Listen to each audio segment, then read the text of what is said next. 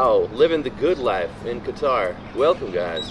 Hey guys, and in this video we're going to talk about one of the smallest countries in the world, but it has the highest per capita income in the world.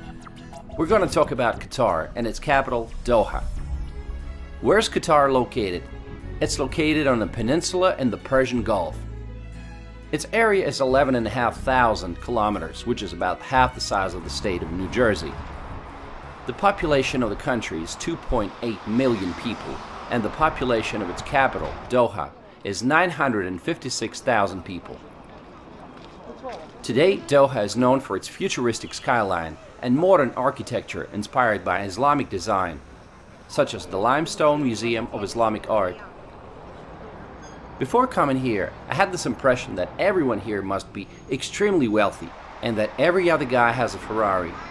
Well, of course, there's no shortage of luxury cars in the streets, as well as villas and yachts, but not to the extent that I was expecting. In fact, after 2 days, I only saw one Ferrari. Hi. Oh, hi! Welcome to Qatar! Thank you very much. Okay, goodbye. The locals here make up about 15% of the population, while the remaining 85 are foreign workers. The population is growing rapidly. High salaries in the oil, tourism, and construction industries are attracting a lot of foreigners. First, let's point out some cultural aspects.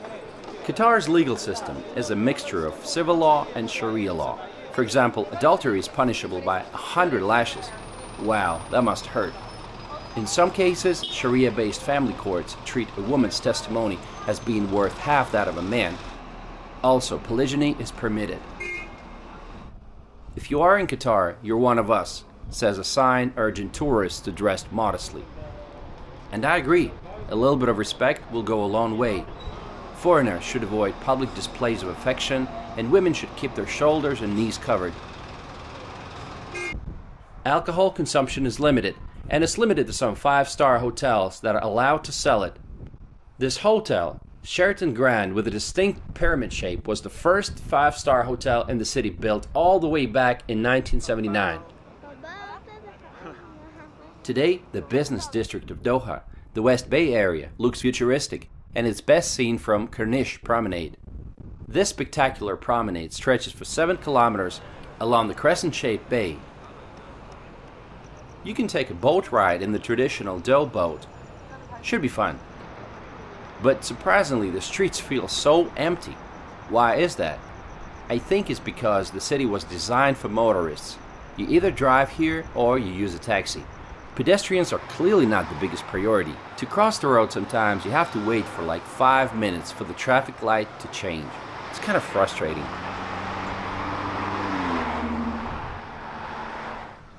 What's the recent history of Qatar? In the 19th and early 20th centuries, Qatar was part of the Ottoman Empire. Later, it was under the protectorate of Great Britain until it claimed its independence in 1971. Some 50 years ago, the main industries were fishing and pearl hunting.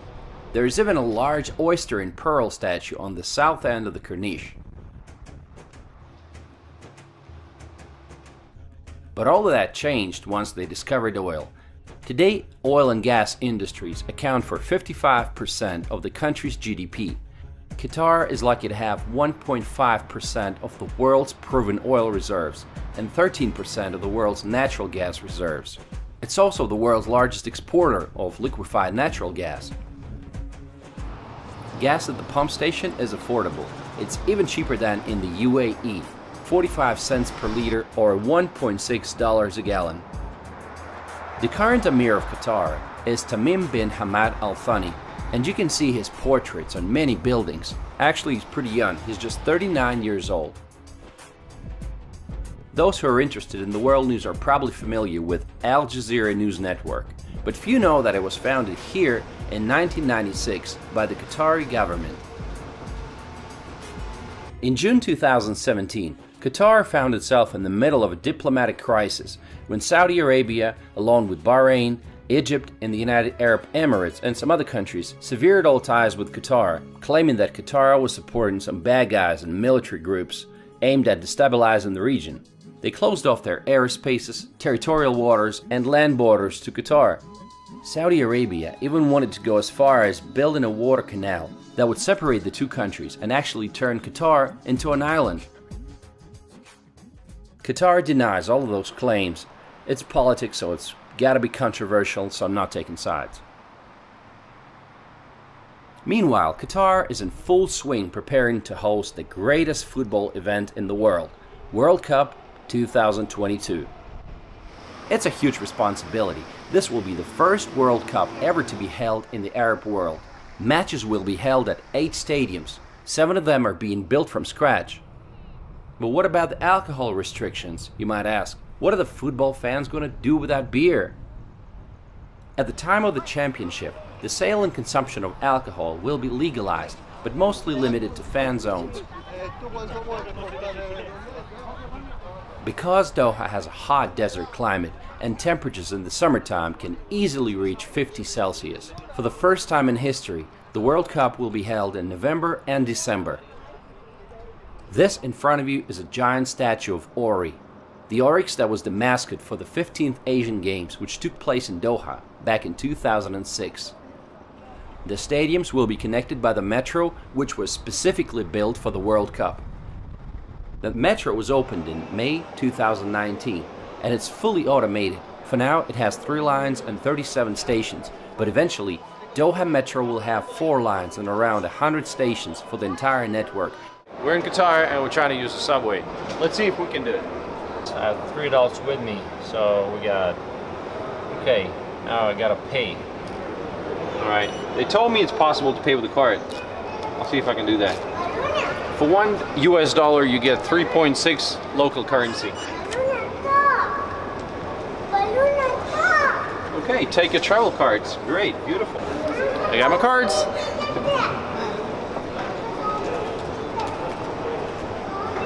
Let's go.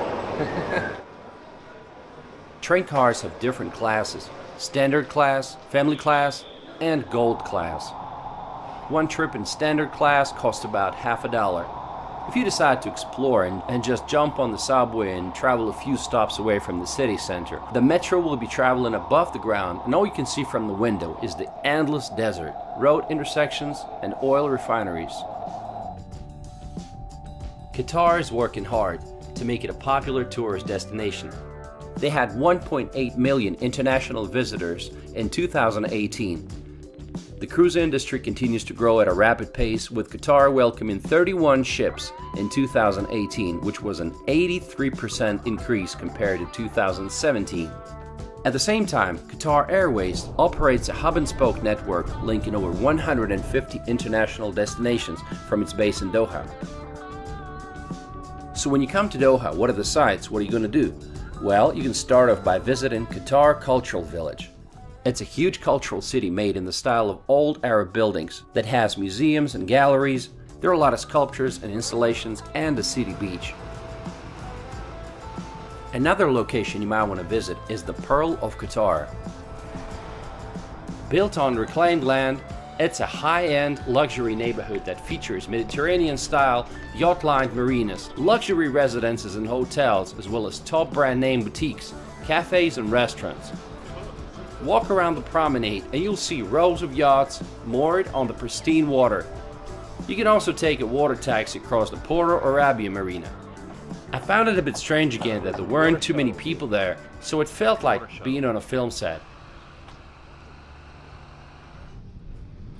The cool thing about this island is that it will feature the world's largest district cooling plant. It's going to be a 130,000 ton district chilled water plant that will serve the cooling needs of all buildings on the island. This is one of the few areas in Doha where foreigners are allowed to buy real estate. As a bonus, they're automatically granted residency, which extends to the owner's family for the whole duration of the ownership. How are you? Good, good.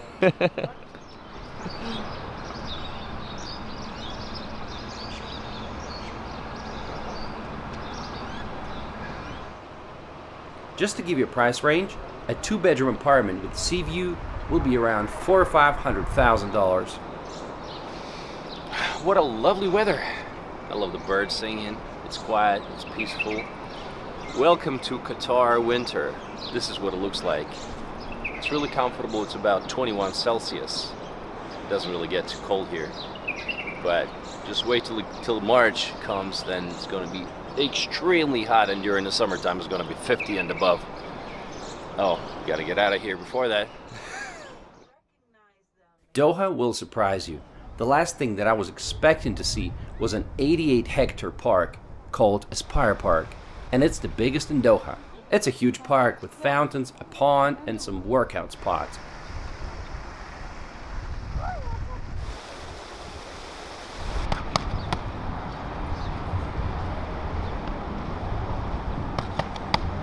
Nice boxing. Now, would you believe this is Qatar? I mean, 20 years ago, this was a desert. And now you see all those parks and people exercising. Wow, that is impressive. Hi, welcome to Qatar.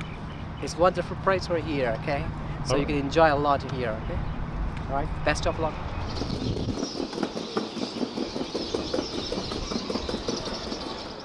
In the evening, it's a good idea to visit some traditional markets like Souk Waqif. Hello, welcome to. How are you? Sharaftu. Welcome, sir. Welcome, mom. This is my favorite. Oh, your favorite? Yes. Wow. Because star is dark, on dark star is shining. I am also dark, now shining. Thank you. Okay, I am from India. You're from India? Okay. Yes. It's a good place to shop for some souvenirs. It also has a lot of nice looking traditional architecture, and it gives you an idea what the city might have looked like many years ago. Prices are usually negotiable, so practice your bargaining skills. There are a lot of restaurants and shisha bars in the area. You know, it's a typical thing in this country to find a shisha bar and smoke some fruit-flavored tobacco.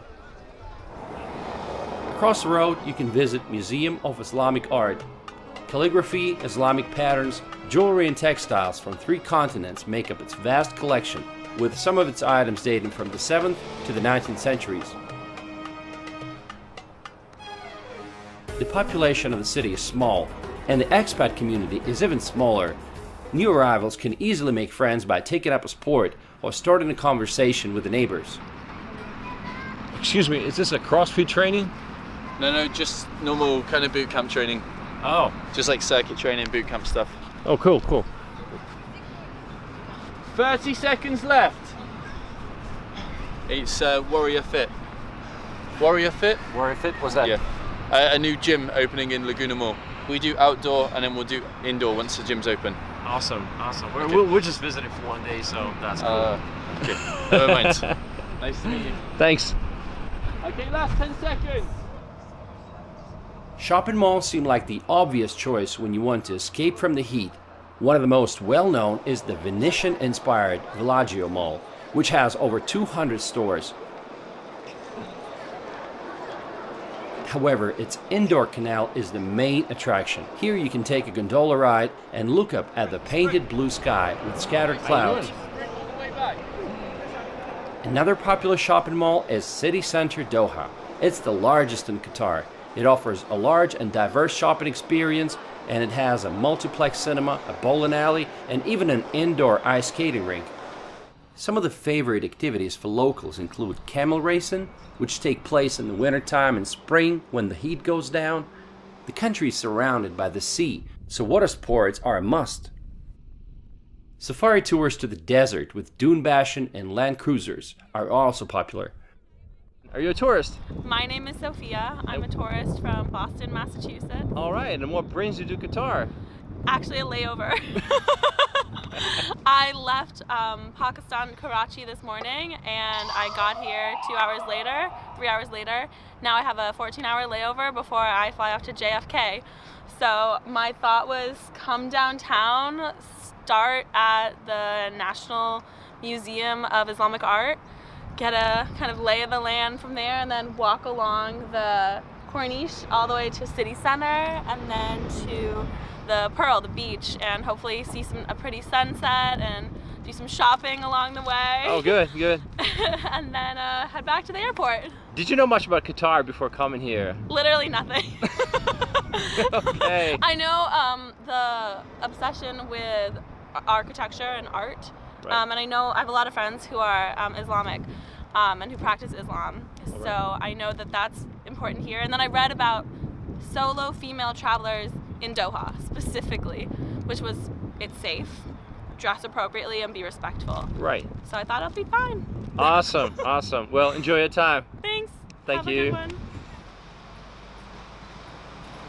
Qatar has a staggering income and very few citizens. The income from oil enables the government of Qatar to provide its people with a number of social welfare benefits. These include free healthcare and housing paid for partly by the government. Education is free and scholarships are available to qualified students for study abroad or at the University of Qatar. The biggest challenge for Doha is the heat. Some local building companies have implemented various forms of cooling technology to alleviate the extremely torrid climatic conditions. Qatar is very safe, with low levels of even petty crime. Many people try to compare Doha with Dubai. Indeed, this comparison makes sense. Their starting points are very similar. Lots of oil money and the desert. Of course, Doha is not there yet, but the city is doing its best to narrow the gap. The construction is in full swing, and many new sites will be opened for the World Cup. Knowing how much they want to impress the world, I think it can be done.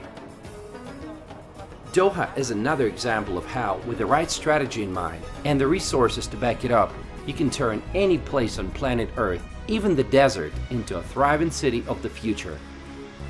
And what do you guys think about Doha and Qatar? Let me know in the comments. Thanks for watching.